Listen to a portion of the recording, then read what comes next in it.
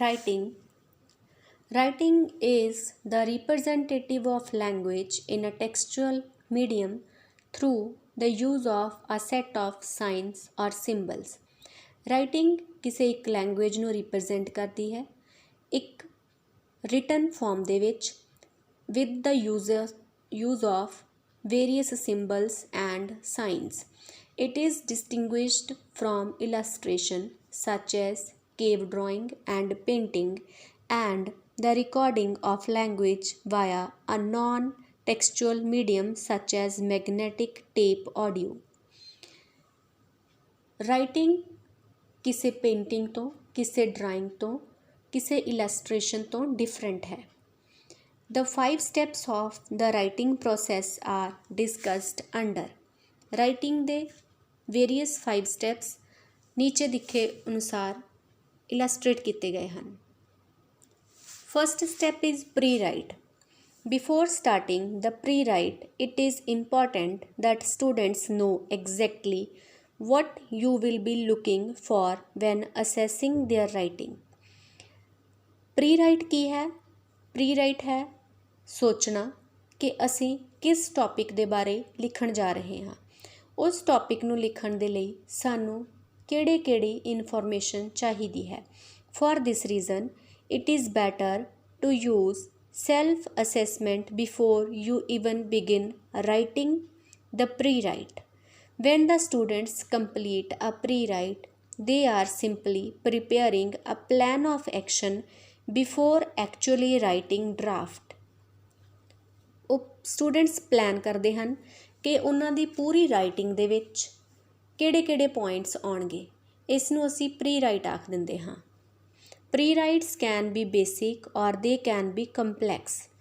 Pre writes simple ਵੀ ਹੋ ਸਕਦੇ ਹਨ ਔਰ ਕੰਪਲੈਕਸ ਵੀ ਹੋ ਸਕਦੇ ਹਨ। The amount of detail required is up to you and you will depend on the type of writing. ਤੁਸੀਂ ਕਿੰਨੀ ਡਿਟੇਲ ਦੇ ਵਿੱਚ ਇੱਕ ਟੌਪਿਕ ਨੂੰ ਐਕਸਪਲੇਨ ਕਰਨਾ ਚਾਹੁੰਦੇ ਹੋ ਇਹ ਡਿਪੈਂਡ ਕਰਦਾ ਹੈ ਸਟੂਡੈਂਟ ਦੇ ਉੱਪਰ ਔਰ ਤੁਸੀਂ ਕਿੱਦਾਂ ਦੀ ਰਾਈਟਿੰਗ ਕਰ ਰਹੇ ਹੋ ਇਹ ਵੀ ਸਟੂਡੈਂਟ ਦੇ ਉੱਪਰ ਹੀ ਡਿਪੈਂਡ ਕਰਦਾ ਹੈ। After pre-write, second step is rough draft. Rough draft is the easiest step to write. You are writing rough draft since you were in kindergarten. Rough draft ਕਿਸੇ ਰਾਈਟਿੰਗ ਨੂੰ ਲਿਖਣ ਦਾ ਸਭ ਤੋਂ ਆਸਾਨ ਤਰੀਕਾ ਹੈ। ਰਫ ਡਰਾਫਟ ਸਟੂਡੈਂਟਸ ਯੂਜ਼ ਕਰ ਰਹੇ ਹਨ ਆਪਣੇ ਚਾਈਲਡਹੁੱਡ ਤੋਂ। Rough drafts are not where you look for perfection. You are simply making sure the pre-write was followed. Rough draft ਦੇ ਵਿੱਚ ਸਟੂਡੈਂਟਸ ਕੀ ਕਰਦੇ ਹਨ ਜੋ ਉਹਨਾਂ ਨੇ ਪ੍ਰੀ-ਰਾਈਟ ਦੇ ਵਿੱਚ ਆਈਡੀਆਜ਼ ਲਿਖੇ ਸਨ ਨੋਟ ਡਾਊਨ ਕੀਤੇ ਸਨ ਉਹਨਾਂ ਨੂੰ ਇੱਕ ਰਾਈਟਿੰਗ ਦੀ ਫੋਰਮ ਦਿੰਦੇ ਹਨ but that was not perfect.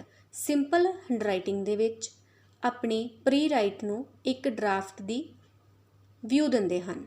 Following are the some main points to remember when you are writing rough draft. ਜਦੋਂ ਸਟੂਡੈਂਟਸ ਰਫ ਡਰਾਫਟ ਲਿਖਣਾ ਸ਼ੁਰੂ ਕਰਦੇ ਹਨ ਤਾਂ ਉਹ ਕੁਝ ਪੁਆਇੰਟਸ ਨੂੰ ਯਾਦ ਰੱਖਣ। First one is gather about you all the material you will need. Collect all your notes, books and partial drafts. Set your word processor, pens and paper. Rough draft ਲਿਖਣ ਤੋਂ ਪਹਿਲਾਂ ਜੋ ਵੀ ਤੁਹਾਨੂੰ ਇਨਫੋਰਮੇਸ਼ਨ ਚਾਹੀਦੀ ਹੈ ਉਸ ਨੂੰ ਆਪਣੇ ਕੋਲ ਰੱਖੋ। ਬੁੱਕਸ ਆਪਣੇ ਕੋਲ ਰੱਖੋ, ਆਪਣੇ ਪੈਨ ਪੇਪਰ ਐਵਰੀਥਿੰਗ ਰੈਡੀ ਕਰਕੇ ਰੱਖੋ।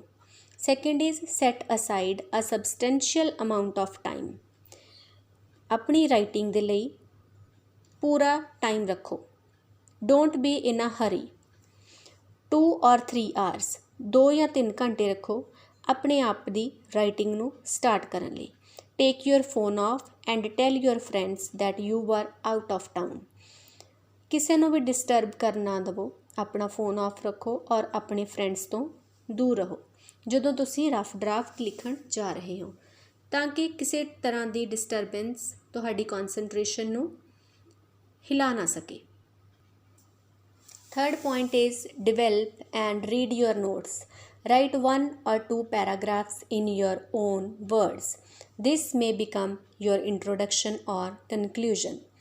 Fourth point is make an outline.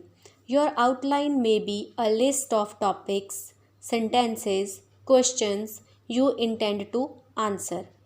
Put in a group similar ideas. Arrange all your notes in order according to this outline. Pause and relax for a moment. Visualize your reader in your mind's eye, your professor, a fellow classmate, one person to whom you are addressing your ideas. Imagine that he or she is friendly towards your ideas but doesn't want to be bored. ਜਦੋਂ rough draft students ਲਿਖ ਰਹੇ ਨੇ, ਜੋ ਵੀ ideas writing ਦੇ ਵਿੱਚ ਲਿਖਣੇ ਹਨ ਉਹਨਾਂ ਨੂੰ ਇੱਕ ਸਿਸਟੇਮੈਟਿਕ ਮੈਨਰ ਦੇ ਵਿੱਚ ਪਲਾਨ ਕਰਕੇ ਰੱਖਣ ਔਰ ਆਪਣੇ ਜੋ ਰੀਡਰ ਹੈ ਉਸ ਨੂੰ ਐਡਰੈਸ ਕਰਦੇ ਟਾਈਮ ਇੱਦਾਂ ਦੀ ਰਾਈਟਿੰਗ ਯੂਜ਼ ਕਰਨ that he or she may not get bored. Next point is tell your story quickly. Speak naturally with your computer and pen. Write quickly. ਜੋ ਵੀ ਤੁਹਾਡੇ ਆਈਡੀਆਜ਼ ਨੇ ਤੁਸੀਂ ਰਾਈਟਿੰਗ 'ਚ ਯੂਜ਼ ਕਰਨੇ ਨੇ ਉਹਨਾਂ ਨੂੰ ਜਲਦੀ ਤੋਂ ਜਲਦੀ ਕਾਪੀ ਦੇ ਉੱਪਰ ਜਾਂ ਕੰਪਿਊਟਰ ਦੇ ਵਿੱਚ ਲਿਖਣ ਦੀ ਕੋਸ਼ਿਸ਼ ਕਰੋ, ਕੰਪਿਊਟਰ ਦੇ ਵਿੱਚ ਟਾਈਪ ਕਰਨ ਦੀ ਕੋਸ਼ਿਸ਼ ਕਰੋ. 7th point is work for short spans of time. Finish one paragraph and then take rest. It will help you to complete your work fast. अगर तुसी कुछ टाइम ਲਈ राइटिंग करोगे और कुछ देर रेस्ट करोगे then it will help to complete your task easily. Next is include all your ideas and information in this rough draft. जो भी ਤੁਹਾਡੇ ਆਈਡੀਆਜ਼ ਨੇ, ਜੋ ਵੀ ਤੁਹਾਡੇ ਕੋਲ ਇਨਫੋਰਮੇਸ਼ਨ ਹੈ ਉਸ ਨੂੰ ਆਪਣੇ ਰਫ ਡਰਾਫਟ ਦੇ ਵਿੱਚ include ਕਰਨ ਦੀ ਕੋਸ਼ਿਸ਼ ਕਰੋ. Next is revise or review. In revision, you are looking for ways to improve wording and sentence structure. Rough draft ਦੇ ਵਿੱਚ ਸਟੂਡੈਂਟਸ ਨੇ ਜੋ ਵੀ ਉਹਨਾਂ ਦੀ ਰਾਈਟਿੰਗ ਦੇ ਰਿਲੇਟਡ ਆਈਡੀਆਜ਼ ਸਨ, ਇਨਫੋਰਮੇਸ਼ਨ ਸੀ, ਉਹਨਾਂ ਨੂੰ ਰਫਲੀ ਨੋਟ ਕੀਤਾ ਹੈ. ਰਿਵਿਊ ਔਰ ਰਿਵਾਈਜ਼ ਸਟੈਪ ਦੇ ਵਿੱਚ ਸਟੂਡੈਂਟਸ ਆਪਣੇ ਵਰਡਸ ਦੇ ਉੱਪਰ ਧਿਆਨ ਦੇਣਗੇ, ਸਪੈਲਿੰਗਸ ਦੇ ਉੱਪਰ ਧਿਆਨ ਦੇਣਗੇ ਅਤੇ ਸਟਰਕਚਰ, ਸੈਂਟੈਂਸ ਸਟਰਕਚਰ ਦੇ ਉੱਪਰ ਧਿਆਨ ਦੇਣਗੇ. ਅਗਰ ਉਹਨਾਂ ਦੇ ਕੋਈ ਐਰਰ, ਕੋਈ ਮਿਸਟੇਕਸ ਹੋਣਗੀਆਂ ਤਾਂ ਇਸ ਸਟੈਪ ਦੇ ਵਿੱਚ ਉਹ ਆਪਣੇ ਐਰਰਸ ਨੂੰ, ਆਪਣੀਆਂ ਮਿਸਟੇਕਸ ਨੂੰ ਇੰਪਰੂਵ ਕਰਨ ਦੀ ਕੋਸ਼ਿਸ਼ ਕਰਨਗੇ. Also correct your spellings and grammar mistakes. Work on vocabulary too. Last step of writing is final draft.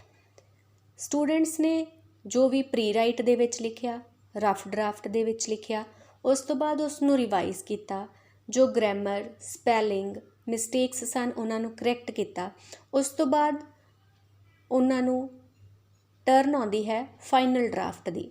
Final draft ਕੀ ਹੈ? ਜੋ ਵੀ ਰਫ ਡਰਾਫਟ ਦੇ ਵਿੱਚ ਲਿਖਿਆ ਉਸ ਨੂੰ ਫਾਈਨਲ ਕਰਨਾ. Now you are at 5th and final stage of the writing process. If you typed the rough draft, which is recommended due to all the revisions and editing, it is now time to go back and retype them, adding all the changes and corrections that have been made. जो rough draft ਸੀ, ਅਗਰ ਤੁਸੀਂ computer ਦੇ ਵਿੱਚ type ਕੀਤਾ ਹੈ, ਜੋ ਵੀ review ਦੇ ਵਿੱਚ ਉਸ ਦੇ ਵਿੱਚ ਮਿਸਟੇਕਸ ਸਨ, ਐਰਰਸ ਸਨ, ਉਹਨਾਂ ਨੂੰ ਕਰੈਕਟ ਕਰੋ, ਚੇਂਜ ਕਰੋ. ਅਗਰ ਕਾਪੀ 'ਤੇ ਸਨ ਤਾਂ ਉਸ ਨੂੰ ਦੁਬਾਰਾ ਤੋਂ ਲਿਖਣ ਦੀ ਕੋਸ਼ਿਸ਼ ਕਰੋ. After retyping your matter, make sure to use spell check to catch any spelling errors which may have accidentally missed. After typing, technique ਇੱਕ ਡਿਵਾਈਸ ਸਪੈਲ ਚੈੱਕ ਉਸ ਨੂੰ ਯੂਜ਼ ਕਰੋ ਤਾਂ ਕਿ ਅਗਰ ਬਾਈ ਚਾਂਸ ਕੋਈ ਵੀ ਸਟੂਡੈਂਟਸ ਦੇ ਵੱਲੋਂ ਸਪੈਲਿੰਗ ਮਿਸਟੇਕ ਰਹਿ ਗਈ ਹੋਵੇ ਤਾਂ ਉਸ ਨੂੰ ਵੀ ਕਰੈਕਟ ਕੀਤਾ ਜਾ ਸਕੇ. ਸੋ ਕਿਸੇ ਵੀ ਇੱਕ ਟੌਪਿਕ ਦੇ ਉੱਪਰ ਕੋਈ ਪੈਰਾਗ੍ਰਾਫ, ਕੋਈ ਐਸੇ ਲਿਖਣ ਦੀ ਜੋ ਰਾਈਟਿੰਗ ਦੀ ਟੈਕਨੀਕ ਹੈ ਉਸ ਦੇ ਵਿੱਚ ਸਟੂਡੈਂਟਸ ਨੂੰ ਇਹ ਸਾਰੇ ਸਟੈਪਸ ਫੋਲੋ ਕਰਨੇ ਚਾਹੀਦੇ ਹਨ. ਇਹ ਸਟੈਪਸ ਕੀ ਹਨ? ਪ੍ਰੀ ਰਾਈਟ, ਪਹਿਲਾਂ ਪ੍ਰੀ ਰਾਈਟ ਕਰਨਾ, ਜੋ ਤੁਸੀਂ ਲਿਖ ਰਹੇ ਹੋ ਉਸ ਨੂੰ ਰਫ ਲੈਂਗੁਏਜ ਦੇ ਵਿੱਚ ਲਿਖਣਾ. ਉਸ ਤੋਂ ਬਾਅਦ rough draft, next is review, revise and then final draft. This is the whole process of writing.